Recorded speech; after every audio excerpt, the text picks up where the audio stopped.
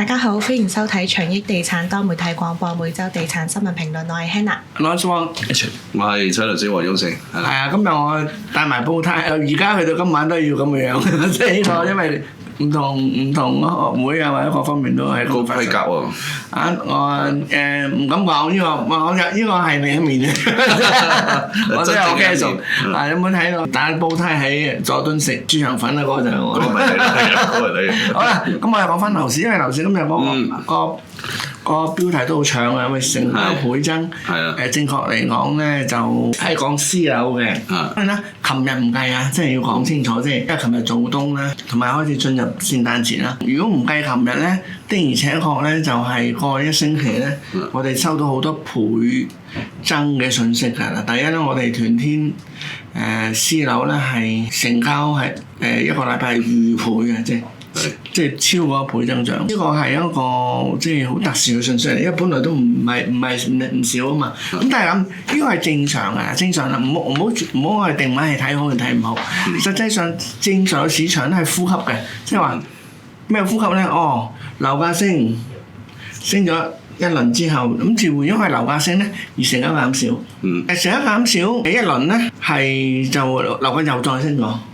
跟住我又再升過，咁我哋又成交少咯。咁呢個情況咧係正常市場嘅，係要留意嘅兩樣嘢。第一樣嘢咧就係佢唞得唔係好耐，好多次我哋喺度不斷分享咧，我哋都有照報，成交減少喎，呢個禮拜，跟住就睇下佢會唔會持續減少，就睇下會唔會調節咧。好多時我哋都係報咗個禮拜，第二個下個禮拜話再升翻。咁啱啊，即係其實即係好多時都係即係停一個禮拜度，咁即係減少一個禮拜度，咁佢又算增加，但係增加好少嘛，通常係增加1/3啊、1半啊，咁都好勁，咁至增加成倍又係要值得留意嘅。呢個信息咧，可能係一個開始快跑嘅情況啊。嗱，如果我哋用呢個角度去睇翻頭先各位觀眾，即係以上咧就係過去一個星期最貼地，即係話連琴日我哋點解唔計，因為要做冬或者進入聖誕，去到禮拜6再去計嗰個禮拜好最新嘅動態俾你哋知。咁我哋要再睇翻上個禮拜我哋睇到一啲指數上啊，即係無論長益啊、中原指數啊。都勁嘅喎，都勁啦。雖然有滯後，長益滯後2日啫。即係中原指數咧就嗱，滯後唔係踩人哋，又唔係負面嘅啫。統計方法要齊備啲資料啦。咁咧行家係應該係2-3個禮拜到。咁變咗咧就係當然啦。佢雖然2-3禮拜前嘅成交情況，但係因為喺早嘅先宣佈，咁所以亦會直接影響到市場嘅。咁但係可以睇到就係睇到勢頭之後咧，我哋又容易預料。我容易判斷佢是否嚟緊1-2個禮拜都仍然係向旺啦。咁我哋不如聽下有咩內容先。H 唔該。好啊。就新一期 CCL 我哋都睇到係全線向好嘅，即係無論唔同板塊啦，就其中咧升得比較多嘅就港島區啦，咁佢就按周係2.84% 嘅。如果按月去睇咧，佢又唔係升得最多，升得最多反而係新界西2.45% 嘅。嗱，2點幾個 percent 有啲係個禮拜啦，冇錯，有啲係一個月啦。咁一個禮拜2點幾個 percent，如果係都好多啊！你話即係一個指數，絕對多啦。咁嚟講，亦有一啲分區嚟講，一個禮拜都唔少喎，係咪？有啲成2-3個 percent。有係。咁我哋睇翻咁最新咧係佢係一下跳過咗144點嘅，因為佢對上一期係143點嘅，咁而家145點啦。我哋睇翻個大指數啊，成個形態嚟講咧，就去咗唔同階段啦。咁之前咧，成個2025年咧，咁喺一個2025年嘅新年前啦，即係小陽春之前咧，佢係一個微調鞏固或者少少微跌嘅小幅度倒跌咁啦。跟住去到嗰個2-3月嗰個小陽春之後咧，去到呢個6月30號左右啊，即係或者踏入有部分時間可能7月份啦。呢段時間係好完美咁，佢畫咗個 W，前兩個 W 底咧係前面個 W 底係比較低一啲嘅，後邊個 W 底咧雖然咧就係有調節到落嚟一啲，但係佢個底係高過上一個底嘅。呢個係一個好靚仔嘅 W。咁呢個 W 喺呢個踏入秋季完成咗之後咧，突破頸線就進入呢個上升通道，去到今日啦，個升勢好凌厲啊！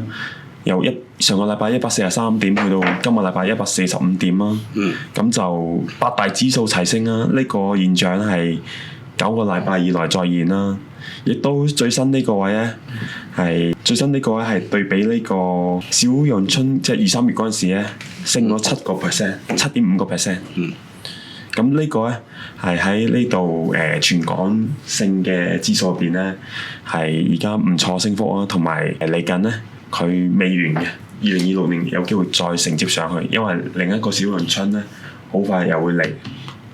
我就覺得我中意佢有上有跌，即係呼吸式。係啦，即係咁咧，證明話個市場咧係啦，用佢自己嘅本能去反應。咁升咗就應該小成交，咁小成交就聚集呢個購買力，咁又多翻成交。咁而家個情況係活潑嘅，千祈唔好升咁多，即係大家都唔好定位係咪諗咩係氣勢先定跌，即係唔好諗得咁狹窄。我哋要諗咧就係話個市場係咪健康發展，我哋係咪金融中心，啲購買力係咪慢慢甦醒，咁個市場有冇互動，有冇呼吸。有冇增加減少嗰個輪替？咁呢個先係最重要。如果係健康嘅話，你買樓即係賺一時咩？呢啲係唔係爭朝夕，係爭春秋啊嘛？係咪先？咁呢個就係一個我哋應該係咁去睇咯。補充一句啊，咁而家145點啦，咁 CCL 內部咧就係預計下一站咧係147點啦，即係過咗呢2025年之後。而呢個市場分析咧亦都有預料下一站咧係145點升到159點啦，咁我哋拭目以待。嗱，呢個就係有人就因為呢個咁明顯嘅趨勢，好耐未試過咁清晰明顯。唔好理升得多唔多先，但係呢個咁清晰、健康、明顯嘅趨勢咧，咁有人就會形容咗，就係話樓市有高潮，我一定打翻上翻落去啦。咁啊變咗就係我反而會健康，即係我反而用健康角度去睇。最緊要嗰個活躍或者樓市有冇高潮，背後係證明佢身體健康嘅啫，最緊要啦，係嘛？咁即係我睇法係咁啦。點啊？基礎性係咪話齋即係穩固啊？我覺得即係好似個呢路咁啦，有8度嘅。咁我諗其實而家去到我諗2-3度到啦。其實我諗長步漸進，而家咁樣去上升，緩慢上升，其實反映翻就係嗰個。我哋個經濟樓市經濟都即係因着嗰個宏觀嗰個情況，其實喺解咗辣椒之後啦，咁都其實穩步係回暖翻。我覺得呢個係一個喜訊嚟嘅。係最好就係慢慢升，我希望。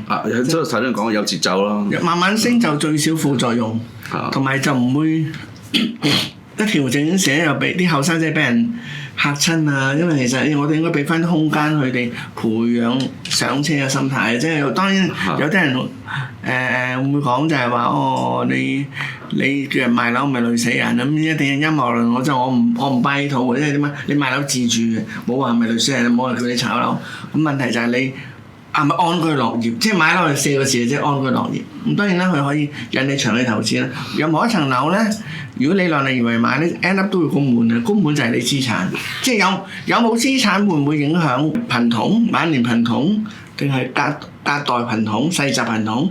咁有冇資產當然有影響啦。即係呢個，即係有資產同冇資產係一個絕對性分別嚟嘅。咁你話咩賺定蝕呢個係好主觀啫，你話我蝕，我都未到回報嘅時候點蝕咧？你話我蝕，點解你清楚過我嘅？係唔係呢啲好多好荒謬嘅嘢咯？總之即係唔係話沙塵嘅，即係潮水退咪知道邊個冇負責咯。咁笑人嗰啲都未必等於有負責㗎，係咪先？啱啊！即係你肯落場嘅。就睇到分別，唔肯落場嘅，你唔等於你係有負責㗎。咁即係呢個，即係其實大家都應該平常心咯，唔好笑人係嘛？我就係想講係喎，我想講呢一段嘅新聞，即係有位作者啦，即係佢講，即係嗱，即係而家樓市係回暖緊嘅，好明顯嘅，即係都數據全部都反映晒。咁就出咗一段新聞，就係話有位老兄咁啊，即係鼓勵，我冇話鼓勵啦，即係宣揚緊一個反面嘅題目，就係話即係而家買樓係不智嘅咁。咁啊咩原因咧？個原因就係話嗱呢個真係值得去諗嘅，即係我哋做估價成日都會睇呢個問題。而家佢話租金係有3-4厘就好，咁佢話扣埋一啲管理費啊、差餉啊、換樓前後嘅裝修啊、供樓利息啊、買樓嘅各項嘅支出啊，佢話3-4厘就純粹即係純為呢個假象嘅，有2厘都偷笑啦。好啦，第二個 point 咧就係話。即係而家二手樓咧就好多結構性問題嘅。而家最近譬如關於就係大維修方面咁啊，出現咗一啲可能所謂叫做價格嘅操控嘅情況之下，覺得買樓就唔值得嘅。第三樣嘅就話而家好客咧，好嘅租客就好難揾，冇乜嘅。咁係咪事實係咁咧？咁啊第4樣咧就係話個樓市咧都有升有跌嘅。如果而家買樓去收租咧，可能收嘅租金咧都唔及而家喺物業嗰個貶值嗰個厲害啊！嗱，我仲想講緊係咪即係仲有個貶值嘅問題咧？咁我覺得可以大家嗱呢啲係生活問題，亦都係唔好理係咪租唔租客。其實總之你又係而家需要有層樓要去有瓦遮頭嘅。我覺得呢4個 point 咧真係值得再出嚟係拎翻出嚟就係即係循環性地啊都可以再即係大家討論下。因為呢個就係我哋長益地產應該就係可以帶俾一個正確嘅信息俾大家啲投資者又好，自住嘅買家都好，即係大家可以分享下。係，我哋應該點睇咧？係，首先咧正如佢講話3-4厘扣減呢個管理費啊，各樣嘢就變咗做可能再低啲2厘咁樣。2厘啦，但係如果換另一個計法啊，係啦，魔山啊、楊生之前都有講過啊，佢用佢當年嘅買入價去計咧，分鐘係有10厘㗎。冇錯。咁呢個計法已經唔同啦，即係佢用大家睇嘢角度都唔同啦。咁一個可能佢買風景園，佢當年用緊譬如話100萬有找，去買嘅，一路收租收到而家，係咯。其實個樓價已經冚咗啦，後邊全部都正賺啦。係啦 ，profit， 因為我哋做嗰啲叫 profit， 係啦，當自己做盤生意，因為你買樓收租啊嘛。係咯，係啦，繼續啊。不過佢的確佢有提到咧，譬如話一啲立案法團啊，或者係一啲工程嗰啲咧，行政麻煩嗰啲咧，咁都唔係日日要開會嘅，咁咪抽啲時間，佢定咗嗰日賣嗰日出席。你行政麻煩，你揀邊個嚟嘅眼盤，就係買二手樓嘅技巧咯。係啦，即係冇人叫你揀，即係其實我想講，有啲悲劇出現咗之後咧，有啲人讚新屯中啊。因為嗰個佢都做過維修啊嘛，但係佢做得好好啊，咁唔好擦太多鞋啦，即係。但係問題即係亦有個評語喺街度流行啊嘛。嗱，有關類似講法咧，我唔知邊個寫得最好嘅，咁我可以回應啊。嗱，第一你話買樓好定買 X 好，其實呢個投資邏輯已經錯咗㗎啦。係啦。點解會錯咧？你覺得？係。因為係啦，投資係一個策略嚟嘅。而呢個策略咧，就唔係買個概念，唔係話我委身地產定股票，而係投資係個組合嚟噶嘛。地產有乜好處啱我嘅，我就買地產嗰 part。得山我一定有其他嘅投資產品，譬如股票。咁點解我哋買地產都要有啲成績？點解都買股票咧？因為股票 liquid 啊嘛。咁變咗就係話佢即係流通量，我哋要有流通量啊嘛，甚至乎工作都好緊要 KPI 都好重要，因為嗰個係生水嚟噶嘛，即係話銀行要根據你有幾多生水，即係所謂不斷出現嘅新血收入嚟判斷你個人勁唔勁啊嘛。咁好啦，呢個就係呢個第一樣嘢，投資係個組合，並唔係靠一樣嘢，係靠幾樣嘢嘅。咁變咗我即係20年前都喺明報寫咗篇文嘅，即係 Cash is King 個 Property is Queen，跟住王子就係你個 career 嗰個公主就係你股市，即係呢個其實呢個係立體咯。即係如果你話喂，我所以喺我嚟講，我唔會拗究竟股市得啊，定係地產得啊？因為點解咧？地產嘅功能咧，股市取代唔到啊！調翻轉都係買地產咧，有嘅好處係乜嘢咧？咁有我唔喺度特別黑 sell 啦，但係我回應咗你先啦。嗱，基本上仲有你話喂，有時都會跌嘅上嚟，你就仲大鑊啊！咁有跌就有升啊！咁升咁又可以調轉講，有陣時都會升啊，升嘅時候仲賺得多喎！咁即係呢個冇意思啊！同埋咧，成件事咁樣評論好幼稚啊！點解咧？任何最醒目嘅地產投資者咧，好多都係揸件貨10年、20年、30年嘅。你估中間有冇樓價跌啊？唔通你樓價跌嗰陣時話蝕咗啊？即係話咧，任何好嘅投資者咧，投資成績表咧，只要係不動產咧，你難免會有10年或者以上嗰個投資期嘅。咁你中間你有冇起跌？有，咁唔通你話佢有？咁你計係起定跌咧？即係呢個冇意思嘅。成件事就係話你嗰件產品係咪質素好？係咪可以 enjoy 到成個經濟嘅新個潮流？咁你話如果即係等於有人話喂，阿汪生買咗看口度死梗啦佢咁啊，笑下點解唔笑咧？因為我加咗3成幾租咯，買都唔係好耐。咁我又租到好租客。咁嗰條街顯然就係喺海防部再行入嚟看口嗰個係食到應啦。咁喺我嚟講，我唔會俾高價我都唔會賣㗎，因為我覺得我買啱嘢啊嘛。咁你高價同低價有咩分別咧？你有揾到咩可以重估到我個價咧？咁好笑啦！即係呢個當然即係唔係咯，即係另外第仲有一個 point 就係折舊你咪可以買平嘢咯。咁當然你去買貴嘢，但係而家嘅樓市係健康嘅，即係你同一個 grade 你可能一手樓賣14,500,600，二手樓賣9,000、1萬，同一個 grade。大家撳開我電腦睇到㗎啦，咁點啊？夠啦。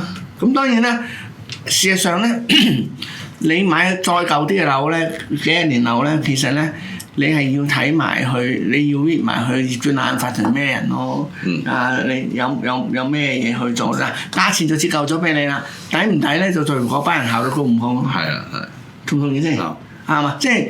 咁呢個就係二手 agent 嘅難處，咁我又唔覺得喺價錢你價錢會折舊之下，二手樓會冇銷量咯，即係我哋唔擔心，我睇法就咁大佬嚇。我如果改卷係因為比較單一性啲嚇，咁我覺得即係客觀去睇啦，即係可以睇得比較多元化啲多角度啲，咁我覺得會客觀啲。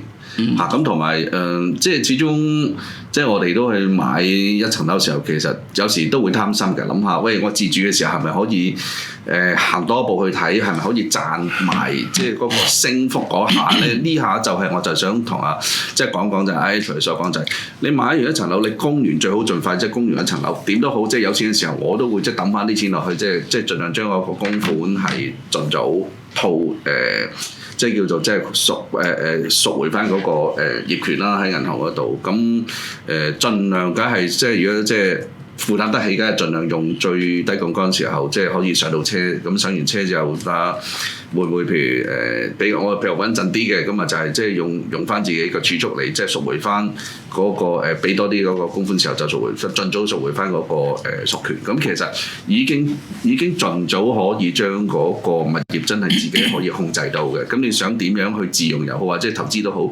之後其實真係賺咗時候，已經係一個所謂叫做利潤情況之下，會對自己將來係儲錢個計劃咧，或者再去叫做再加嗰陣時候，可能再買第二層嗰陣時候，喺好市嘅時候，其實掌握到嗰個時間上嗰個轉機咧，我覺得呢個係重要嘅，因為當你已經體驗咗，我感受啦嚇，即係等大家翻。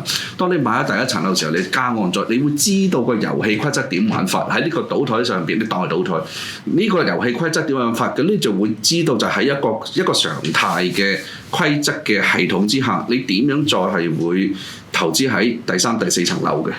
咁有好多人就係話，即係點解而家就係喺 QE 嘅時候，有好多人揸咗好多層樓，咁有啲人係會見到個樓市會縮嘅時候，會即係斬纜嘅，會買一部分嘅即係物業去再儲翻多啲，即係揸翻多啲 cash 嘅時候，其實自己係穩固咗自己嗰個位置啊，咁啊就係，但係咧就有啲就係大富翁啦，即係汪生呢啲咁啊，就即係即係佢已經穩固咗穩固咗個基礎啊，即係佢去打樁穩固基礎嘅時候，你會就會越起越高嘅。我覺得呢個係一個叫做即係遊戲規則啦。但係你點樣？究竟係咪喺而家打樁啱啱起打樁起嘅時候，定係話你起到已經講緊30層樓、50層樓、100層樓嘅時候，你再咁樣砌上去咧？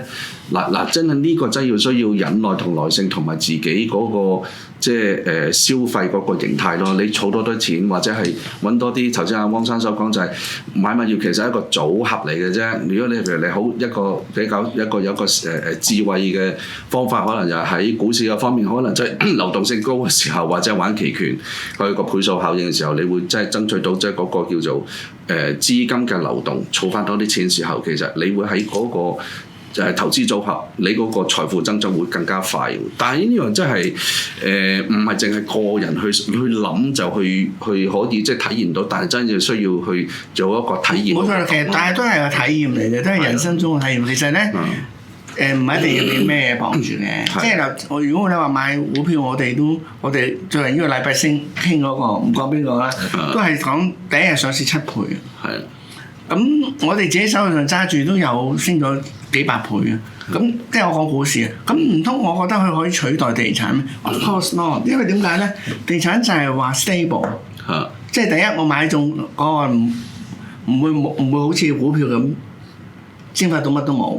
第二就係話買樓嚟講咧，其實咧你 set 得好咧，其實你個管理個精神好少嘅啫。咁即係話你自己，我加上我哋有夥計，咁去得有幫手啦。但係佢可以幫我哋即係幾廿個單位收租，咁我咪即係叫做俾上不足俾人有餘咯。但係如果係股市嘅，有唔同嘅掌握，當然股市都可以眯埋眼去做，但係嗰啲股就可以不可求啦。你亦冇可能係即係瞓身落某一隻佢全部啦，因為點解股市都好容易俾消息影響啊嘛。係啦，咁呢啲都係即係一個學習過程咯，就唔好即係唔好太定位係邊樣唔係咯。通常咁武斷咧，其實咧都係即係可能好多時都係需要多啲嘅實踐經驗嘅。我知係 comment 啦，即係我係老師，即係我其實都會同啲學生講，即係如果用呢種角度去諗咧，你成世都上唔到車嘅。問題就係因為淨係諗單一性咯。咁頭先唔係單一性嘅，係啦，唔係單一性。咁事實上市場越來越難估嘅，即係我見到有學者講得啱，佢話咧市場無論股市定地產都越來越複雜評估，而要開始用社會學去了解。咁呢個就我都有同感嘅。咁但係問題點都好咧，我哋睇得幾多？你當我哋一輪半爪又好，做個市場證人又好，我見到咩位咪話俾各位聽咯，好嘛？我諗加一樣嘢就係頭先你所講就話，即係比較難於去測估，即係嗰個循環或者個市道其實究竟升定跌。我諗即係喺長益地產，我諗攞多啲數據啊。係啊 ，OK， 係呢個即係我哋即係喺地產方面就做個市場證人啦。係嘛？股票我哋就唔會介紹任何一隻㗎啦，因為係啦，費事俾人搞，OK， 係好啊。咁跟住落嚟咧，我哋都講一講嗰一啲注目嘅成交或者一啲趨勢啊。咁譬如話咧，十大屋苑咧都見到個租金升得好犀利嘅。譬如最勁嗰個就係藍田嘅麗港城啦，咁佢嗰個租金咧按年係升10.7% 嘅。咁其次咧就係嗰個海怡半島啊，咁就呎租升8% 啦。咁就第三個咧就係太古城啦，咁呎租係升咗4.1% 嘅。咁都見到咧係一啲十大屋苑入邊咧都一啲租金係上升緊啦。咁另外咧亦都有一啲注目嘅租賃成交，就係呢個寫字樓啊，譬如話呢個外資 QRT 啊 ，Qube Research and Technologies 啦，咁佢哋咧就租咗呢個國際金融中心二期啊，咁6層嘅，咁超過14萬平方尺啊，咁市場計翻條數啦，即係根據翻嗰個尺租啊，同埋佢所租嘅面積咧。係預計咧，佢1年嘅租金係2億嘅。係。咁呢度咧見到咧，租賃方面無論住宅或者係呢個工商嗰度啊，都係有一個。因為係一個大雕嚟嘅。係啊，嗰間係咩公司話？一間全球量化及系統化投資管理公司，係做金融嘅。QRT。係。咁香港咁多 IPO，佢哋都想分一杯羹。雖然咧，當年咧就即係香港市場就比較唔係好鼓勵西方式嗰種，即係炒到天咁高，跟住引爆你，跟住就跌到好低。咁即係似乎係即係我哋投資者成日都會覺得有無形之手咧，就唔想去太 hit 嘅。咁但係咁你咪炒美股咯，跟住呢邊 stable 玩法咯。咁我趨勢都可能會。其實我覺得香港係即係可以參考下國內，因為我老表其實喺即係2000年中嘅時候，我哋都開始見到其實國內已經玩緊 AI 預測係嗰個股市個行情。咁其實佢點樣做啲 settlement？而家其實即係好多人都會睇翻 AI 去攞一啲數據嘅。咁究竟而家睇嗰個股市點睇咧？其實係一個演化咯。我覺得。即係應該會多咗更加多啲嘅，譬如頭先講嘅系統式嘅人工智能式嘅股票嘅交易系統公司嚇，呢個係可以預期，因為人手操作其實已經係減免咗啦，因為大數據嚟講，如果你唔掌握住市場嘅大數據，其實因為嗰個有落後嗰個跡象。我相信咧，好多公司咧都喺度。即係喺新嘅年代裏邊咧，就花好多人手咧，去令到 AI 收嘅 data 咧係有所改變嘅。係啊。咁於是乎喺成個互相影響嘅鏈裏邊咧，亦可以透過即係亦可以透過影響 data 亦影響到 AI 咁。但係呢個咁當然啦 AI 亦可以透過進步去唔中呢啲伏。咁呢個神魔之戰咧。就係好漫長嘅嚇，咁變咗就小市民應該無論係咪 AI 都好咧，都應該學習分辨真假咯。係啊，即係我哋得一個好處嘅啫，就係我哋見到照講，未必係我哋啱，但係我哋即係講我哋見到嘅嘢。咁越就係因為我哋同其他跟紅頂白嘅評論員有分別。咁咪呢個分別，所以我哋咪有存在價值咯。嗯，係嘛？你想揾跟紅頂白好易啫嘛，你想冧啲咁啊？有人踩得爽啲，踩去冧啲咁，但係其實會嘥咗自己時間啦。因為點解咧？越差嘅時候，往往就係入市嘅時機嚇。咁但係問題就跟住就即係有好多古靈精怪嘅出現咯。咁所以變咗自己去分辨真假係覺得更加重要咯嚇。我就反而真係想喺睇下會長會有我有個 proposal 嘅，即係會喺多方面，譬如用啲 AI 去做啲新嘅指數啦。譬如話喺每一個區會唔會譬如睇到多啲即係嗰個交易量係點？其實會睇到佢邊度係一啲可以追落後嘅，咁可以俾啲提示我哋。有啊，我幫我唔公開。係咩？內部使用啊？咁啊，幫開個群組咩 Clubhouse？俾火藥開單啊嘛！明白晒。咁因為我哋第一我哋有水流表啦，第二就係話我哋有逢禮拜五咧，我哋電腦部亦有一個瀏覽趨勢分析嘅。咁但係問題就係，如果你我哋唔可能公佈嘅，但係咁我哋主管其實即係每星期一會分享喺董事冊，即係董事個冊裏邊咧，同分享俾我嘅。咁嗰啲我哋照攞出嚟嘅。咁一陣節目前嗰度我哋會有啦。咁又或者我哋有啲功能未放出嚟啦。如果唔係咧，我哋查盤係 AI 度咧，你夠膽考佢咧，可能佢又答到啲嘅。係啊，咁啊答到會答到啲。我哋有好多功能未開放，因為點解咧？其實我哋冇做宣傳，淨係喺個 search engine 度有粒掣。其實我話冇縮咁闊，因為我哋要確定佢個反應咧係夠 AI 啊。咁因為我哋自己都 learn 緊嚇，咁所以變咗生意又有咁，我哋唔使即係準備定將來變快上嚟就唔會，我就保障到伙計啦，揾兩餐啫。咁即係我哋同你分享嘅就係真嘅咯嚇。哇！跟呢個老細好喎。即係老細可以保住啲員工嚟跑數。咁呢個保住即係保住我哋啦。係咯，都係大家互相協作。H 都做好多努力，電腦部都係好詳細，電腦部啊各方面阿 Hannah 你睇下而家今呢兩期做啲圖幾靚，因為佢同電腦部配合啦，咁咧就其實 AI 做嘅。係啊，咁啊變咗。即係人嘅概念，再加上 AI 做咁樣，係靚仔嘅。咁我哋即係我哋都係做一個，等啲同事喺不知不覺之中，原來我已經好 AI 化啦。咁你擺明佢 AI 化唔得嘅喎，因為咧佢覺得學得好辛苦啊嘛。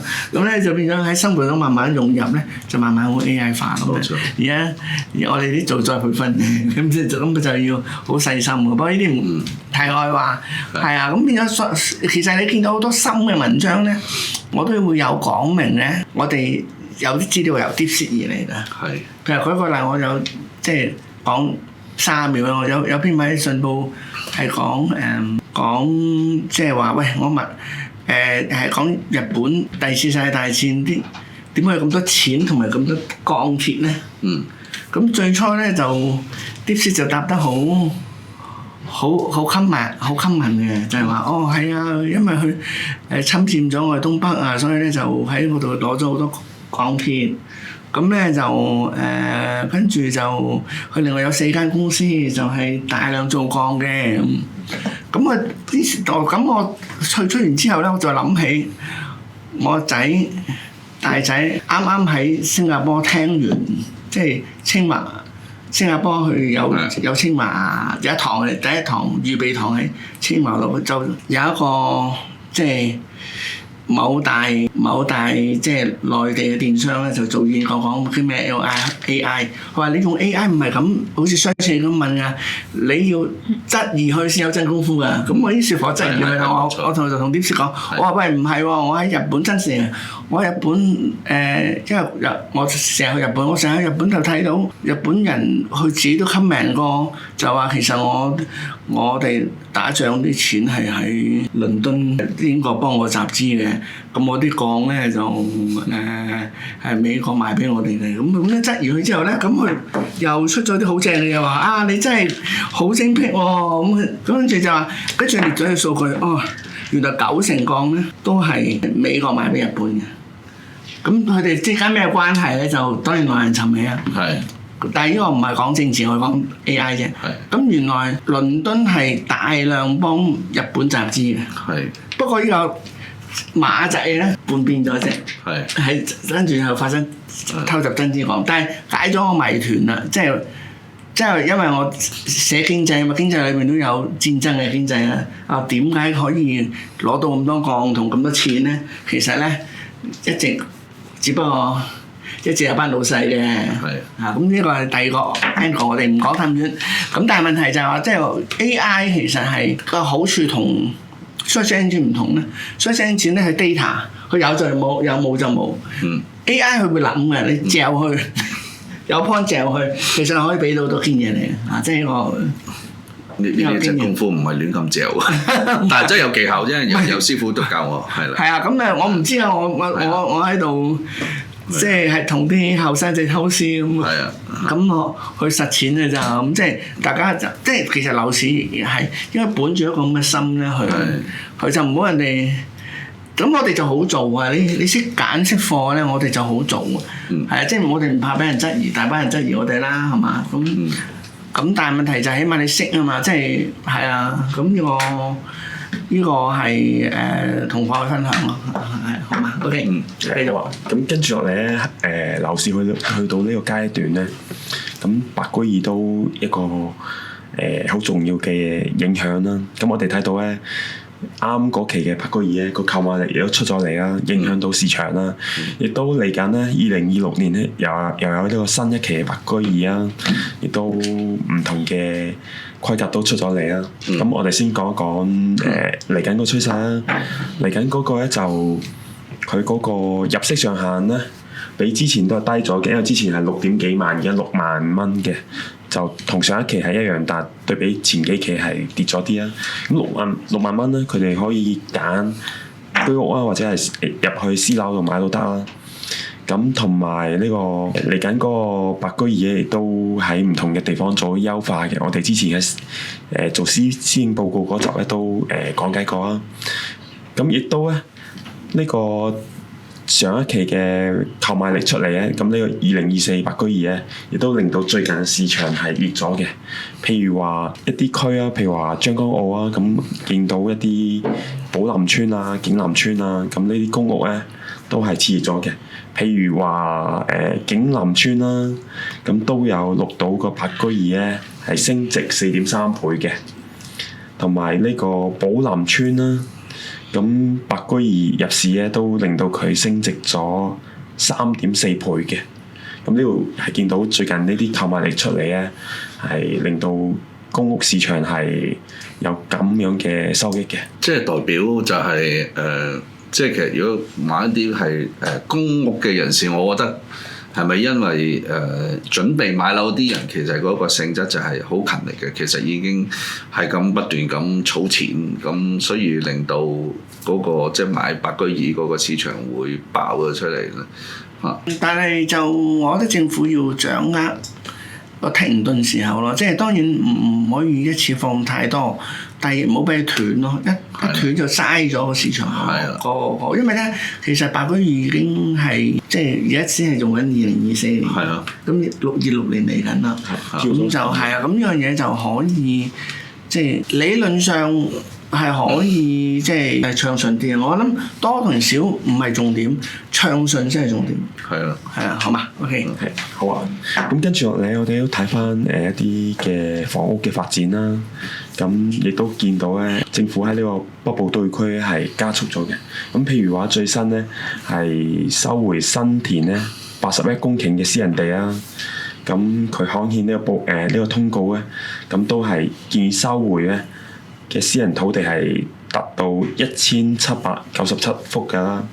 咁涉及到多個地段嘅，咁去做呢個補償翻，俾佢哋去收翻啲土地做發展。呢個高招，我覺得嗱，等你私人發展都蚊瞓啦。而家大家睇得即係咁淡，我即係政府應該係咁嘅，即係話咧市場旺我就放多啲地出嚟，市場靜我就收多啲地入嚟，係嘛？係咪應該咁啊？即係應該點睇咧呢件事啊？即係測量師嗰度。我睇就嗱，因為而家其實北都咧而家吸咗，而家睇翻現階段先，現階段就係已經有成40幾間嘅租客入咗嚟嘅，咁就其實已經形成咗嗰個基礎底部。我覺得而家最重要就係話，而家配合翻嗰個專才、通才、優才，其實即係嗰個叫做充實性。我諗其實都睇到嗰個需求係去到有幾大量，反而我覺得就係話，而家點樣去將嗰個配套係可以即係再成熟翻，即係成熟翻佢。咁其實一步一步咁嚟分期咁樣去將周邊個環境基礎性嗰個設備可以即係設施可以再成熟化佢。我覺得就會令到而家成個北區其實有個連繫性。而家講緊政府講緊係話，即係北區啊、新田啊、香蓮圍啊，咁其實有幾個引擎嘅。咁我哋點樣去？頭先我所講就係有個持續性嘅發展咧，呢個係需要去再即係深究下，唔好俾佢斷啊！一斷咗就係話我哋嗰個經濟係會即係其實就係喺嗰個消費市場係有一個抵消作用嘅，因為其實我哋有啲消費真係外流咗嘅。但係點樣而家將翻嗰個消費性嗰個價值其實可以保留翻喺香港咧？我覺得唯一方法就係大家就係一個拉走嘅效應，即係就個經濟濟嗰個即係消費係對外嚟流出咗。咁但係點樣將啲國內嘅消費嗰個力度就係可以留低翻喺香港，就係嗰個叫做推過嚟係香港嘅情況之下，點樣大家互相去抵消？我覺得呢個係需要即係喺嗰個科技政策上面，我覺得。即係加埋嗰個配套，即係居住，即係專才嗰個居住嗰個政策咧，我覺得要行得快少少，因為始終係此消彼長。係呢個亦都關注。因為佢呢笪地咧，因為黃生講嘅啱嘅，而呢笪地咧，佢而家係講緊去收，都仲未配啊，即係話去到2026年咧，嗰啲人先遷出嚟。咁到咗賠咗之後，咁笪地先去到政府度，去政府度咧。有好多工序要做嘅，包括拆咗原有建築物啦，嗰啲重新變咗一塊熟地啦。一拆咗之後，要將所有嘢重新再水電重新再鋪過啦。跟住先至有一個幾年嘅功夫之後，先至有一個熟地。跟住再按佢需要去推出市場，包括到呢個科技產業啊、住宅啊。所以講到呢個北都嗰個咧。佢係唔會話1-2年內即刻有地拱出嚟賣嘅，佢係會有一個時間表或者係某啲地。咁我就覺得要小心啦，即係可能呢個係為勢所逼，即係話咧，因為有啲地冇人要，咁佢先用收地嘅安置。係冇錯。但係我即係我其實我係鼓勵香港政府收多啲同埋放多啲嘅，即係要改變個心情，因為咧喺政治上咧。我哋絕對要即係效忠國家嘅。咁當然啦，包括我哋講一啲有啲官員未必啱聽嘅説話，都係言責啦。即係總之係事實，我哋就要講啦。但係政治上好清楚。但係問題就係話喺經濟上咧，我哋要有多啲莊家心態。即係話我係香港政府一國兩制之下，我即係呢個應該用我做主做莊嘅心態。你跌，我最緊要做夠地。你跌，你跌，我咪買翻多啲，揸多啲存貨喺手咯。咁你升，我咪放嚟謀你咯。喂，政府仲未肯承認自己先係最大嘅炒家，呢個係事實，仲喺度嫌棄啲小炒家。嗱，呢個先係問題。即係我想講咧，呢個係鱷魚類以前有個鱷魚類電視劇嘅總結語嚟嘅，即係唔係即係話個 point 就係話，喂你因為我哋唔係話，哎呀死啦班炒家好惡啊，所以我哋要限制你啊。喂，其實嗰班炒家係唔應該惡噶嘛，因為其實你派緊貨，你點解要派咁多俾佢啫？咁即係話個問題就係跌油你又唔使驚佢啊，因為你收貨噶嘛，係嘛？即係呢個 point 咧就係即係話政府應該改呢種心態咯，所以我會好關心，即係實際上個市可以冇得大升，亦冇得大跌嘅，因為咧政府喺度睇住，我做緊莊，我派緊貨啊嘛，你話個莊睇唔到張賭台喎，咁其實即係我哋唔夠莊家心態咯。我覺得反而係，因為我都講咗幾次，就係話，即係因為呢個北都咧係一個你當係個科技城都好，佢帶動咗香港嗰個叫即係人工智能啊嗰個科技政策咧，多謝。咁就係呢個多謝。勝利牛丸嘅奶茶紅豆冰啊，呢個我認為全港最好，每次繼續。多謝。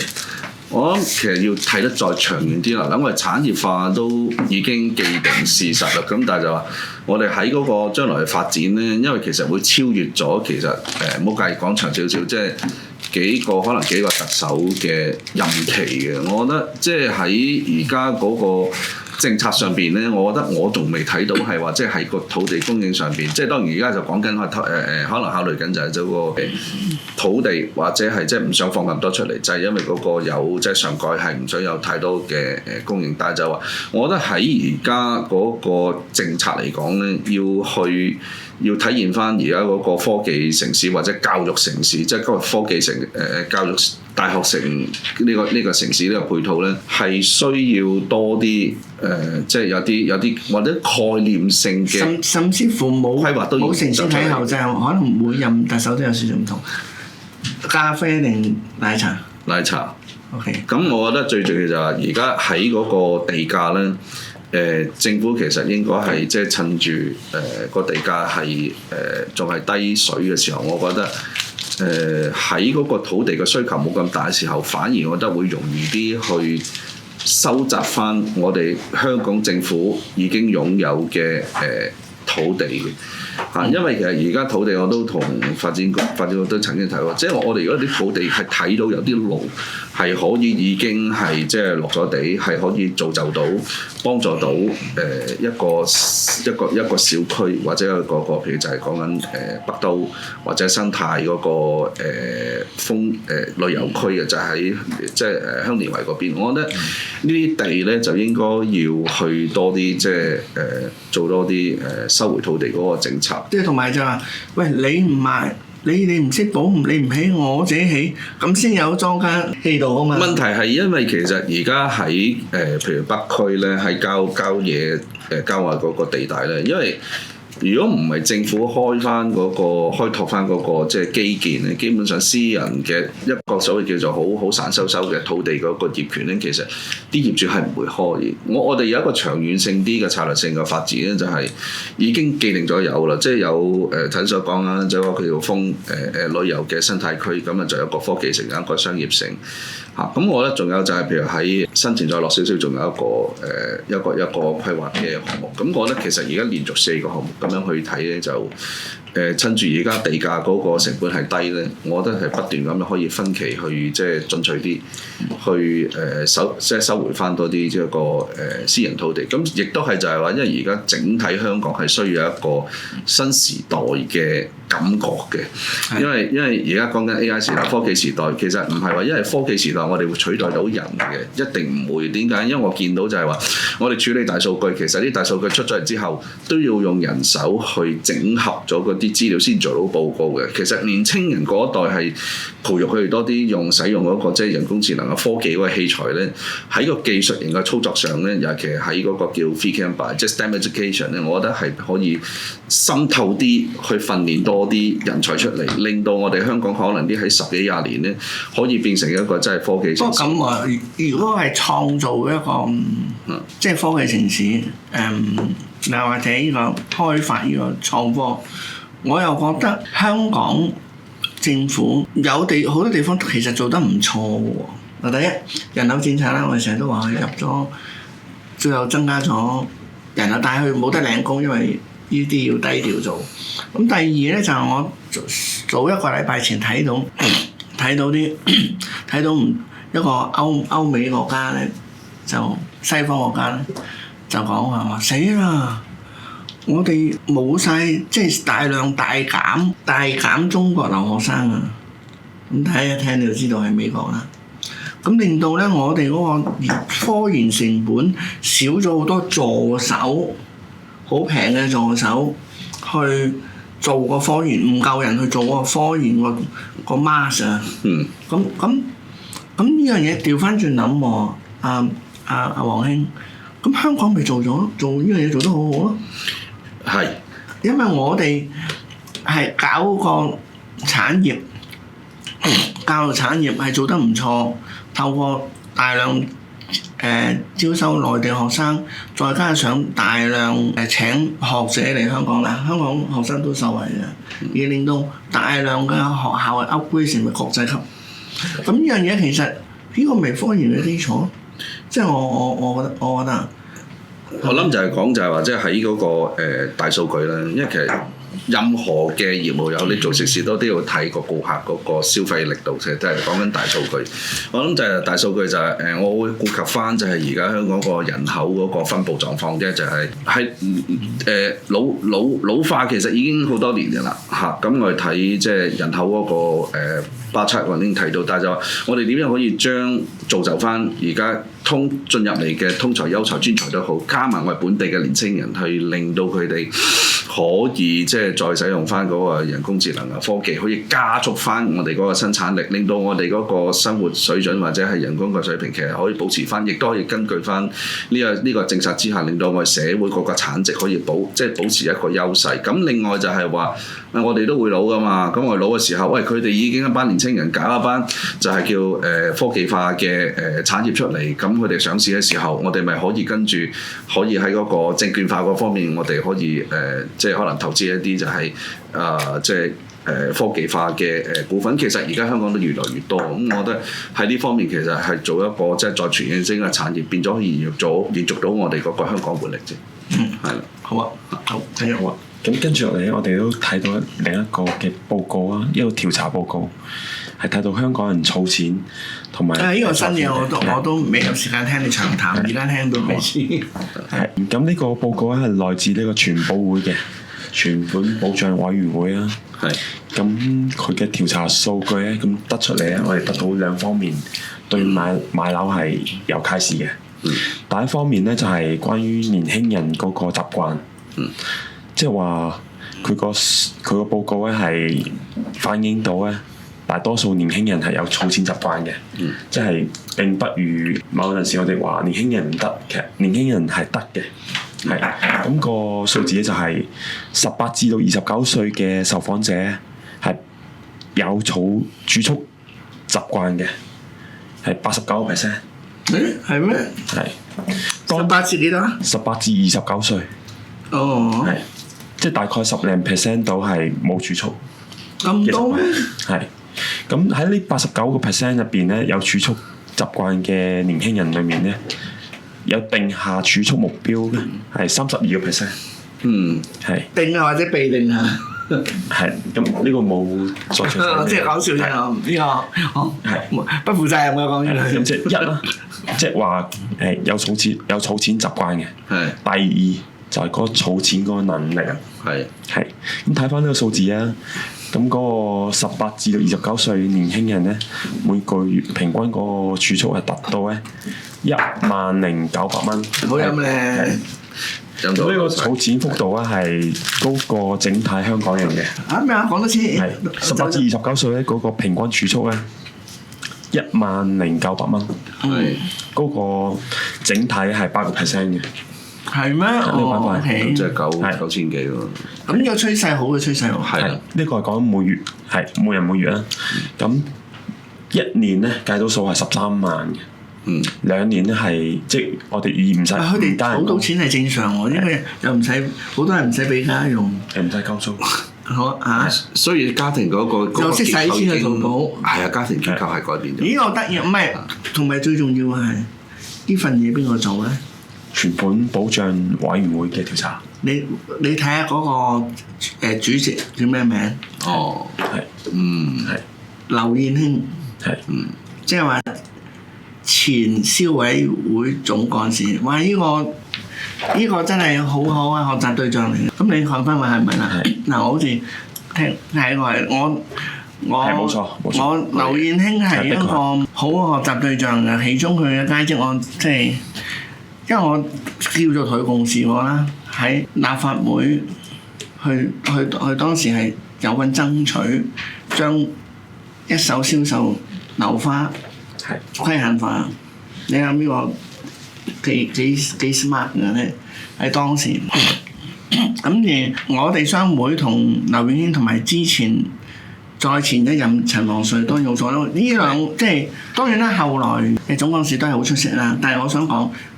即係話，縱使後來嘅總幹事都好出色，佢哋嗰個專業係我哋係我哋學習對象嚟嘅嚇。咁佢即係佢肯出山去做呢啲 report，一定靚嘅，而且好有份量咯。係好啊！咁我哋睇翻個數字啊。如果一年咧係每月咧係咁多錢嘅時候，一年係可以儲到13萬啦，2年26萬啦，3年咧係39萬啦。咁4年當然啦，52萬啦。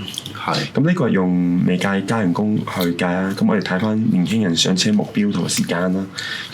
睇翻以上嘅數字咧，如果3年儲到39萬咧，呢個其實相當於一個上車盤嘅首期，即係話譬如話屯門天水圍啊呢啲100蚊印花稅嗰啲落米，你可以買2房馬尾海灣高層向海。係咁呢一 part 嘅數字咧，係印證到年輕人可以透過合適目標同埋呢啲嘅做法可以上到車嘅，成個可以睇到佢哋嗰個數字嘅。係咁另外咧，除咗上車之外咧，亦都個報告睇到副幹嘅，因為佢有調查埋家長嗰個儲蓄。係咁咧，全保會嘅調查咧就發現咧係有儲蓄嘅家長咧。即係家長當中有儲蓄嘅比例係近80%嘅。嚇乜家長可以唔儲錢嘅咩？係。咁平均個儲蓄金額咧，講笑啫，苦笑。係12,100蚊啦，即係每月。咁咧問到佢哋咧係幾多儲蓄先至有安全感咧？就116萬先至有安全感嘅。都係高過幾多？但係我哋呢個習慣係即係民族上強勢嚟嘅，即係你美國唔得咯。係。咁而要為每名子女咧額外儲蓄幾多錢先安心咧？就226萬啦。咁主要係用喺呢個教育開支嘅，就226萬嘅。咁你可以咧睇到咧副幹嗰個實力，因為佢每個月可以儲到咁多錢嘅時候咧，同埋可以預留到每個仔女200幾萬。要生2個、生3個已經講緊預留400萬或者係600幾萬咁樣咯。其實呢啲教育開支咧，咁同埋佢每個月嘅儲蓄咧，佢撥減一部分咧係做到子女嘅首期嘅。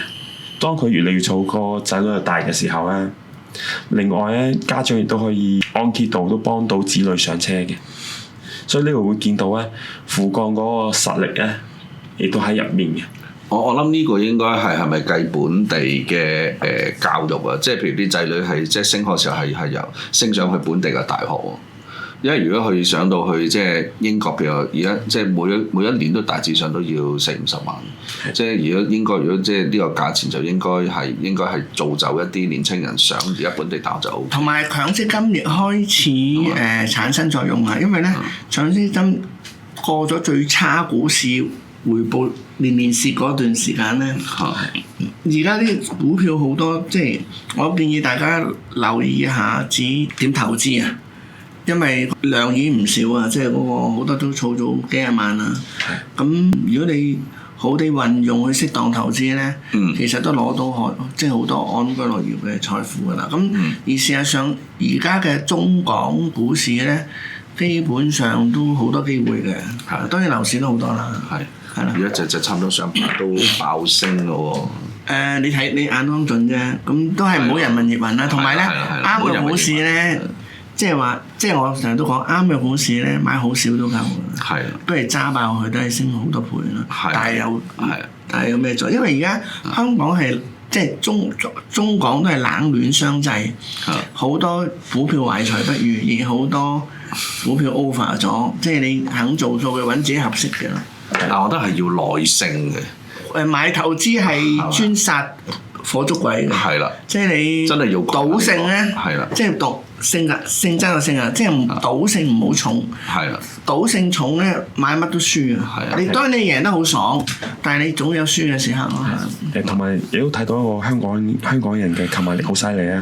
就另一份嘅報告咧，都話香港人咧揾到第一桶金啊，即係100萬，係平均個年齡係33到34歲啦。差唔多啦。千萬富翁咧。就平均個目標係62歲左右，即係話前後隔30年度。喂，呢個我計過數。想唔想提早？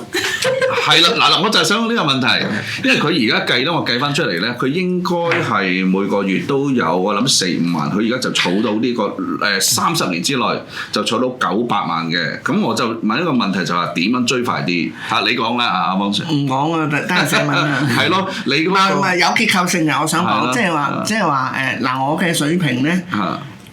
最多係去到，即係我只係夠膽講到，即係話1000萬跟住億位，去到億位之後我唔敢講㗎啦。因為我覺得我仲喺度學習緊。咁但係問題咧就係話點樣提升咧？其實有格局嘅。咁我有機會寫文完整啲交代啦。但係我就想同啲年青人即係有格局嘅，即係其實唔係冇呢個世界冇嘢難事，但係的而且確。係係有盲點嘅。係咁其中一個就千祈唔好似有啲人咁話某啲投資項目就唔 work， 咁唔係嘅，即係所有投資項目都係特性，尤其流通嘅，你係要設計啱咯。係咁我即係只係分享我嘅天真嘅體會啫。咁有機會我哋分享下，係有格局嘅。係或者而家都將時間先交俾阿 Hannah。好啊。咁啊，提翻咁多位啦。如果大家想留言俾我哋咧，可以透過我哋 Facebook、YouTube Channel， 甚至乎咧可以咧透過 WhatsApp 留言俾我哋。我哋 WhatsApp 電話係62039319。咁跟住落嚟咧，都會同各位睇翻週末過去週末嘅市場成交數據。二手方面，10大屋苑錄得7宗嘅成交，15大方面錄得10宗嘅成交。咁至於新盤方面咧，就係錄得40宗嘅成交。咁跟住落嚟啦，都會同各位睇埋長益指數嘅表現。截至12月17日，最新一期長益屯門樓市尺價領先指數以回歸分析法計算，錄得402.32點，對比上期上升咗1.99%。呢個方面以回歸分析法計算，錄得362.27點，對比上期下跌咗2.04%。租賃指數方面以回歸分析法計算，錄得257.76點，對比上期上升咗4.26%。好，咁圖表方面咧，各位咧都可以去翻平台度睇翻。咁跟住落嚟咧，我哋都可以咧睇一睇個手機先啦，同網友 say hello 先嘅。見到咧 Sarah 咧就俾咗啲心心同咧我哋啦，就叫我哋加油。多謝，好。另外咧就跟住鼓勵啊。俊強旺佢就話聖誕快樂。咁另外佢都留咗個言俾我哋稍後會回覆你嘅。好啊。跟住Maytop就話咧呢一刻樓齡超過30年嘅咧已經冇人會要，咁好似都好難出貨。我諗價格會令到佢哋即係有翻運作，但係我覺得政府要好地運用，即係用莊家本色。因為咧，第一佢如果有啲貨真係難出，咁可能會平啲。咁你咪可以，如果你運用得好，咪可以令到呢啲平嘅機會俾人多上市咯。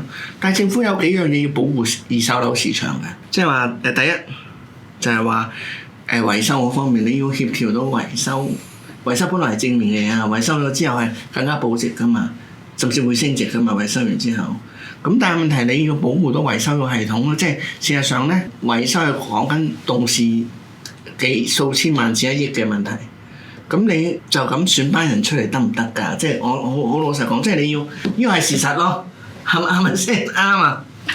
咁呢個你掟咗俾佢就咪賺啲人喺度揾食，即係我覺得咁，即係政府要保護呢個市場。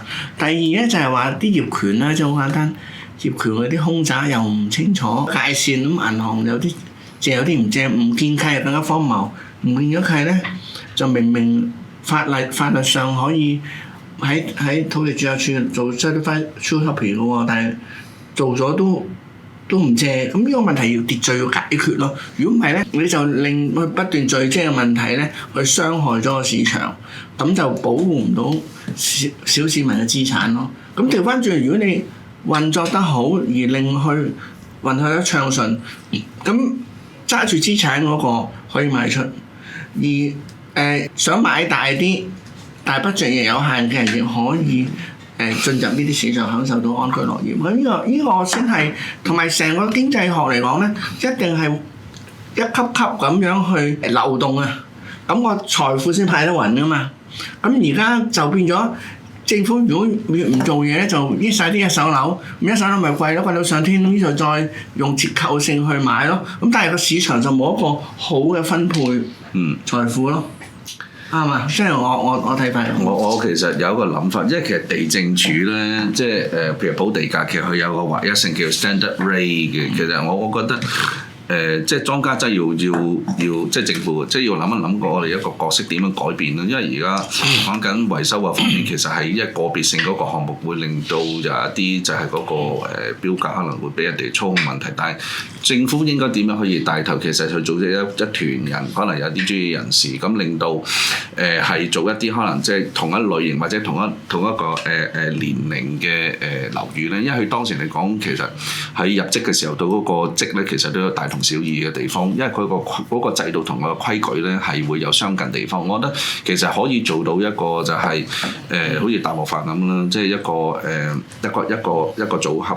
咁就變咗，其實可以令到即係邀請一啲建築界人士，譬如測量師啊、工程師啊，咁或者則師啊，咁佢可以去做一個組合性嘅大維修嘅，即係好過而家就係即係啲業主咧。我睇完新聞透視之後就係話，啲業主真係喺一個係不對等嘅身份嘅情況之下，其實好難去同一啲建築商啊，咁就係個約都簽咗啦，你唔走都即係你唔走唔得啊！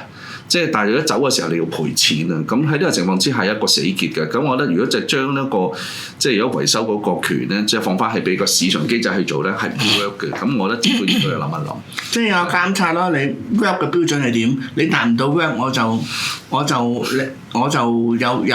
有一部門去做咯。係啦，譬如話屋宇署其實有個 standard rate，咁我做呢棟樓嘅時候，即係大致上嗰個標準裏邊。同埋真正個玩法唔係咁玩嘅，唔係話。即係我哋要同啲香港啲女士學習下，唔係要去到50年先去整容嘅。你日日你要，其實你呢個 case 咧，應該去到恆常保養，即係話你鼓勵人平時保養，係唔使大維修。冇錯。你咪 handle 到咯，即係話咪其實如果你5年內你做小維修，10年內你做中維修，就冇大維修啦，咁都得㗎嘛，咁你咪 handle 到咯。我諗要分2條腿走嘅，即係你要再同埋咧就話又話咩冇產業，呢個咪大到無倫嘅產業咯。一個屋苑係講緊一間上市公司，高過一間上市嘅盈利，成個產業搬咗出嚟。其實好多人可以喺度揾食，又可以保護到自己財產。佢呢個就係一個產業啦，即係等於而家就即係等於以前好傻嘅就係香港人試過好傻嘅就係，哇！好多人嚟香港生仔，但係冇人諗。即係啲人諗搶咗我嘅嘢，冇人諗好多生意啊！咁即係呢個其實即係大家要想行出格局，自己諗嘢要破格局。係啊，的確係。因為大維修其實係一個叫做慢性治療計劃咁咯，即係好似中醫學而家中醫院，係一個慢性治療計劃。其實點樣你將佢分段再分細佢，其實好過一次去醫一個大病。嗱，即係而家就好似咁嘅啦，你把刀俾我嗱咩啊？舊年你要自己整容啊嚇？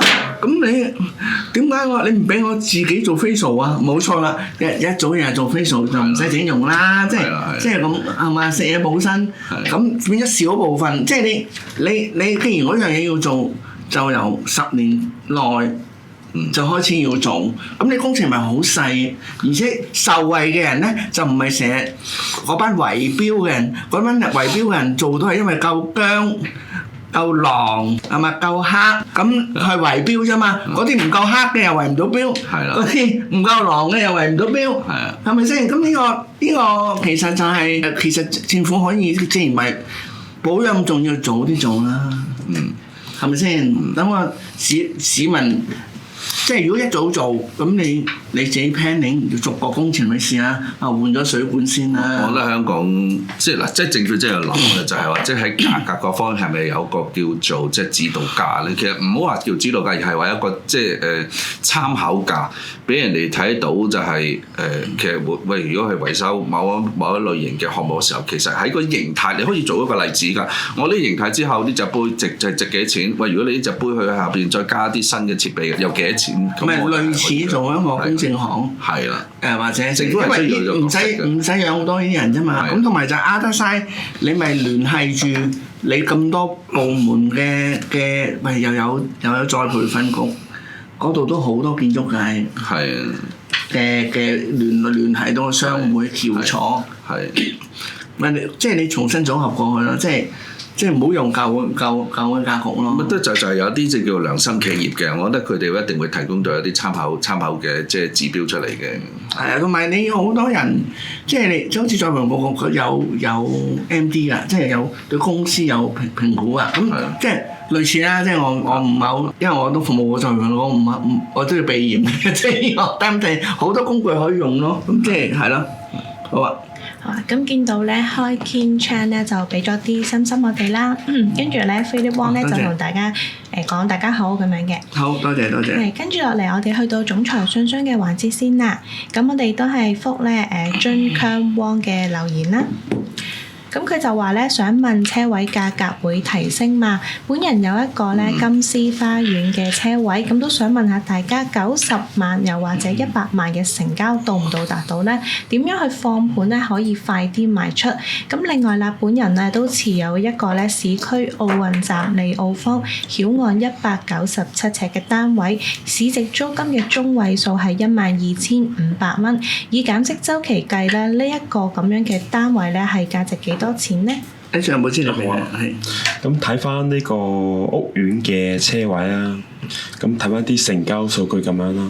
咁佢同你提出嗰個金額係有一段距離仔嘅，即係可能10萬或者10幾萬至20萬多。因為都有不少80幾萬嘅車位成交。咁呢度咧都如果用翻佢嗰個租金去計嘅話咧，即係譬如話某一啲可能租到2000幾啦，咁其實都可以去到3.7%嘅。呢啲位咧係對比翻一啲嘅投資工具咧都 OK 吸引啦，有3.7都同住宅係貼近嘅。咁如果嚟緊咧，如果係住宅行先，因為住宅已經喺呢一輪咧。已經係2025年喺谷底已經係 W 向上翻，咁跟住咧就會車位呢個購買力啊都會慢慢啟動，因為我哋頭先講到好多財富嘅數據啊，購買力係有喺度，只係佢因為譬如汪生之前嘅分析啊，呢啲亦都唔係泡沫爆破嗰啲，只係悲情誤入市住，所以呢度咧俾住宅行咗先，跟住咧車位都會慢慢上。其實車位已經有回升跡象喺成交量嗰方面，即係之前我哋都喺度分享過。咁但係問題就係車位的而且確係有平過你嘅，似乎睇照定成交，有機會有好多平過你。應該咁講嚟講，我諗你親自去 check 下個市場咯。如果你唔急嘅，咁即係。總有上升嘅時候嘅，咁但係你急嘅，咁你就攞準啲，譬如問我哋同業啊，或者上一啲即係成交嘅網站，睇下即係可唔可以俾到資料你參考咯。係咁同埋隨住佢減息啊，譬如話而家銀行做到2厘咁上下，當佢持續減息落去咧，銀行越嚟越冇肉食嘅時候，譬如話之後減到1厘幾。你個3.7就會好吸引啦，就算個租金唔喐，嗰個價格喐到啲，令到佢可能提升到去接近你嗰個水平啊。譬如話佢嗰個回報咧，可能就去到3.4啊，都仍然係吸引嘅。所以呢個咧就要有待嗰個購買力啟動。但係就係如果個供求嚟講咧，嗰個車位供應係持續不足嘅。或者暫時個趨勢都係越來越不足嘅，可唔可以咁講？可以，呢樣嘢參考下，即係睇你有冇時間咯。仲有一個單位係，仲有一個單位就係嗰個利奧坊曉岸嗰個197尺嗰個單位啦。咁根據你俾嗰個租金係12,500，咁睇翻市場咧都係合理嘅。咁減息週期要幾多咧？咁如果用翻差估署嗰個數字啊，差估署佢係10月份滯後嘅數字咧，都係3.7咧，就呢個單位應該係要值400萬。但係如果2026、2027呢2年持續肯減息嘅話咧，咁呢度咧都會追逐翻嗰個利率啦。如果去到租金回報率係3厘嘅話咧，呢個單位係要升值100萬去到500萬嘅，即係根據翻嘅理論。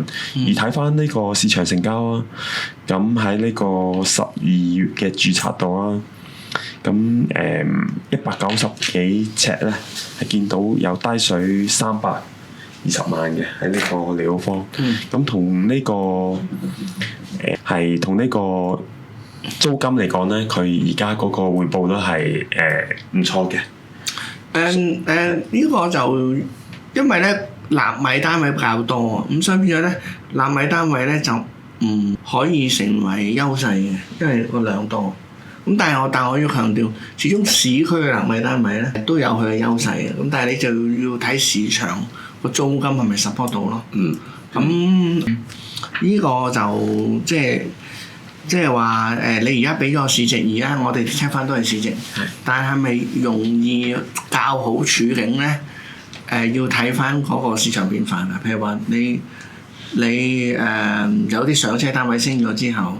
咁佢會追落後嘅嚇，咁即係我覺得就納米單位相對上比其他非市區嘅納米單位咧較好嘅嚇，好嘛 ？OK， 好，但係參考下 ，OK， 多謝。好啊，咁跟住嚟咧，我哋就會去到我哋咧主管筍盤板塊推介嘅環節啦。咁首位咧，我會讀出咧 Y 人嘅，咁佢就話咧樓市二手樓價按週升咗1.1%，年內累漲5.4%。咁部分嘅屋苑咧正喺度追上升嘅步伐。咁佢就推介嘅屋苑包括有兆康苑、蝶欣庭、裕豐花園。咁 Y 人嘅電話係90288060。跟住 Ivan 啦，佢就話咧屯門私人樓嘅板塊仍然係低水，400萬或以下嘅兩房啦，可以有咧寶怡花園、盈豐園、海麗花園去選擇，而300萬左右兩房咧就可以選擇居屋自由價，咁包括就係新維園、兆軒苑。咁如果想樓齡較為新一啲，亦都可以選擇 Lofoland、柏御、豐年。咁而柏御一房咧尺價約莫係11,500蚊左右。咁 Ivan 電話係66442598，跟住係 Joyce 啦，佢就話市場嘅成交咧仍然係穩步上升，咁400萬以下嘅樓盤咧就係受歡迎嘅，而4字板塊市中心兩房嘅選擇包括有屯門市廣場，入場價係355萬，時代廣場入場係390萬，華都花園入場370萬。咁 Joyce 電話係91439113。我覺得400萬以下有啲清貨感覺添，清貨意思就唔係冇400萬以下，係啲好少嘅單位400萬以下咧係清貨。咁呢樣嘢大家留意下，你揾個區有冇咯？咁當然啦，因為啱啱我哋話成交倍增，去到琴日就冷卻啦。咁如果咁樣冷卻法咧，咁即係話咧過年期間咧係一個反而係一個好嘅睇完樓就佢巴緊嘅好嘅時候嚟嘅，你梗係趁佢唞嘅時候，去做啦。咁就唔好過咗年之後點解話小陽春啫？咁即係其實係咪新你小陽春定舊小陽春？唔好理佢住，我哋唔好諗呢啲嘢。但問題就係喂少人去睇樓，對你一定少人去睇樓嘅時候，你去睇樓。對你講價一定係一個相對上有利嘅情況咯嚇。好啊，咁跟住就係 Johnny 啦，佢就話咧市旺成交加快，絕對係有跡可尋，準買家咧就要再留意一下，唔好再等啦。佢話近期出現上下層懷疑空盤嘅成交，咁低層嘅羅底盤成交，冇樓睇盤嘅成交，送契未夠5年嘅成交都有嘅。咁佢就即係話可能都會有啲按揭啊，或者係業權上瑕疵啦嚇。冇錯，係咁佢就話咧推介咧就大家可以睇呢4大私樓啦，包括咧就係啟豐園兩房入場係365萬，海翠花園咁兩房入場嘅尺價咧係7,389蚊，咁而邁亞美海灣咧入場就係440萬，惠豐園兩房入場475萬。咁 Johnny 電話係61817256。嗱呢個策略對象好多時咧啲人你發覺有個奇怪現象嘅時候話空宅，你有冇聽？你有冇見過賣唔出去空宅啊？其實我未見。咁即係最近咧有個同事打嚟話，哇個客話賣空宅，我話嚇。買空宅你咪講清楚係空宅咯，即係你總要申報清楚，死亡證啊，或者你填到聽有咩，我申報清楚。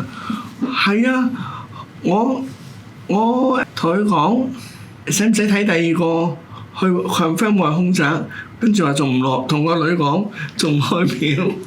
咁即係個 point 就係有啲人唔 care，佢 care 係咪平咁係真係好平嘅。咁就係咁咯，即係呢個百貨撞百客咯。係啦，我都係講一句就係你做嘢平夠平，你唔係免費嘛？你免費真係冇人會買嘅，知唔知點解咧？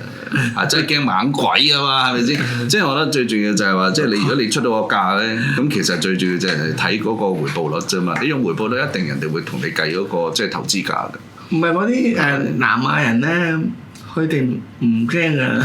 啊，當然啦，唔係淨係佢哋啦，即係其實即係任何人，即係唔 care 嘅，因為嗰啲係心理問題啫嘛，嗰啲都係值得佩服嘅。冇錯。即係我反而我哋同事小心，我話小心咪得咯。你做地產代理，你嘅責任都要賣樓出去啦。係啊，你要做嘅就係 declare 啊，同埋你再諗多兩陣，盡量盡量 declare。冇難度㗎，冇難度。係最緊要個價錢啱啫嘛。即係呢啲氣氛亦係一個市場。係啦，好。好啊，跟住就係張董啦，佢就話咧，成交所見嘅類型咧都係相當平均㗎，咁反映咧各方面嘅購買力啦都積極，咁喺成交增加之下啦，樓盤咧確實係賣一個就少一個，咁唔少屋苑嘅價位升高，咁令到選擇變細，咁因此咧客人咧都會轉戰其他嘅屋苑，咁當中咧都見到咧係有揾開公屋嘅客人就轉上一層樓就變成買居屋，咁而私樓咧就再上一層樓咧就可能係買半新樓啦，或者係啲優質嘅。應該係咁啦，應該即係個財富咁樣受均勻啊嘛，即係所以唔係即係新樓要。亦唔應該依賴晒新樓供應，因為其實轉樓更加重要。轉樓就係令對坤富啊嘛。咁呢個就係。佢話講到尾咧，都係以性價比行先嘅。咁佢都推介啦，就話兆山苑咧最近就收到唔少一啲優質嘅選擇啦。咁另外咧就龍門同埋咧卓爾居咧都有一啲性價比高嘅樓盤嘅。咁而張董電話係98788181。好，跟住咧就係 Jerry 啦，咁佢就話白居二帶動天水圍嘅居二市場連環錄得咧就破咗今年嘅新高成交，咁咧包括咧佢就推介咧天盛苑650尺524.8萬，天頌苑506尺375萬，咁另外咧就居二精選方面啦，平欣苑376尺入場係308萬，447尺入場385萬，咁天盛苑和諧式433尺入場340萬，539尺入場370萬，634尺入場係470萬，康和式506尺入場380萬，650尺入場係425萬，咁天頌苑和諧式433尺入場282萬，539尺入場300萬，645尺入場418萬，康和式650尺入場395萬，天富苑506尺入場350萬，650尺入場430萬，天佑苑435尺入場248萬，546尺入場320萬，598尺咧入場係440萬，天麗苑421尺入場係335萬，天愛苑538尺入場320萬。咁 Jerry 電話係90999295。跟住就係 Kevin 啦，佢就話咧細價樓啦仍然係受到追捧，咁過去一星期啦有唔少三字頭嘅私樓同埋居屋自由市場嘅成交，而當中咧兆山苑一日就錄得2宗嘅成交，就大件夾抵食，以保地價嘅成交尺價咧就係唔使6000蚊，咁佢就推介咧風景園係未來16區，咁上車推介包括就係兩房入場係360萬嘅，咁而新屯門中心兩房嘅入場係425萬。咁而 Kevin 電話係91054796。跟住咧就係Michelle 啦，咁 Michelle 咧就話咧市場好壞消息參半，佢就話咧加上咧節日嘅氣氛觀望態度啦，咁但係咧細價樓仍然受到追捧，咁近期兆康苑2日咧有3宗嘅成交，咁其中咧1宗兆康苑業主咧放盤自由價咧係低過300萬，而放盤3日咧就爭盤成交，咁市場嘅資金咧就充裕，投資者同埋咧租住買嘅上車客就等待入市嘅時機，咁佢就推介板塊咧包括係以令藍庭、裕豐花園同埋清進嘅。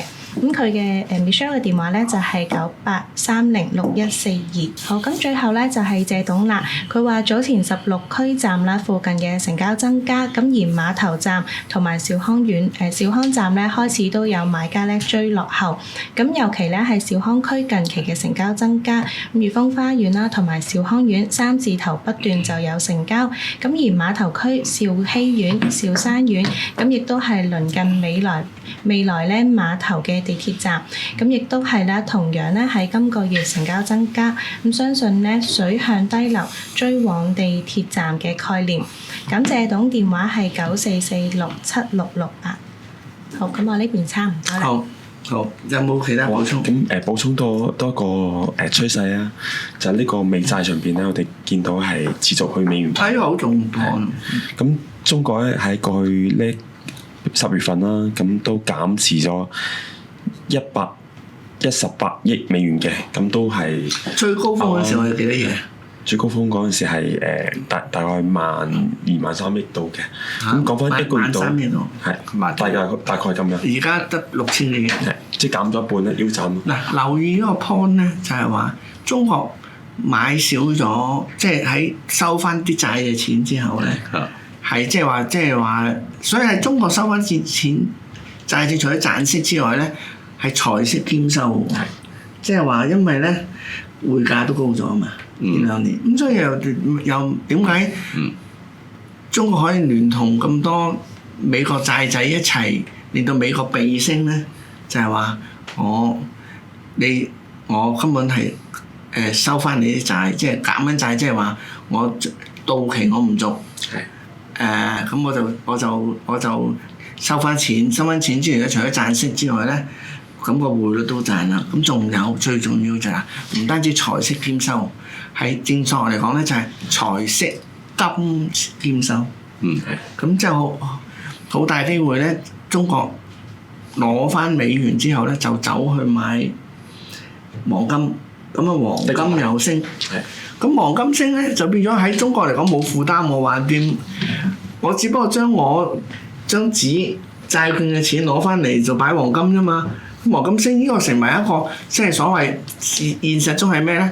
現實中就叫做美國原本第一大債主就將唔買債就走去買黃金。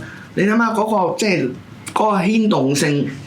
事實上黃金亦比美元越唔穩陣，人哋就越要買黃金，咁亦配合大勢同需求。咁所以變咗咧，就唔好話咩都美國贏晒啊咁樣。咁呢個就即係又唔好話太自大，咁但係問題就係個經濟喺度變化緊咯。幾時去到臨界點有變化咧？唔知嚇，或者中間講點數都唔出奇。我哋冇能力評估到就本意見嚇。OK。呢度咧每個月百幾億美元或者係每個月差唔多成千億港紙咧。咁樣抽係就咁一個月睇係唔係太出奇，因為咧喺金融市場或者咁巨型嘅市場1000億係一個好細嘅數字，但係咧中國係不停咁做，即係每個月甚至乎係過去10幾年咧，所以咧呢度係美國不停肯俾中國抽緊啲錢走嘅。第二咧就係呢度係數以萬億計嘅錢。如果長期計嘅話，咁當然亦都反映到汪生頭先講嘅中國嘅部署啊，譬如話黃金啦，譬如話佢將錢放咗去一啲其他國家，俾佢做基建，俾佢貸款俾佢哋啦。咁呢度會見到咧，資金咧係西去東來都喺度趨勢睇到嘅。嗱，又好得意喎，黃金越成為大家保值工具咧，美元個角色又淡咗喎。咁變咗呢個就呢個嘢係西去東來嘅現象，好嘛？即係唔好絕對嘅，但係即係參考下一個 angle， 好嘛？好。好啊。咁啊，星期4咧就係聖誕節啦。咁喺呢度咧都預祝咁多位觀眾咧聖誕節聖誕快樂，新年進步啊！係。好。我哋下個禮拜有冇改節目時間？冇。咁都好啲。好嘅，下禮拜一見。好。咁我哋早上嘅。今日節目時間都差唔多，下次直播再見，拜拜。拜拜。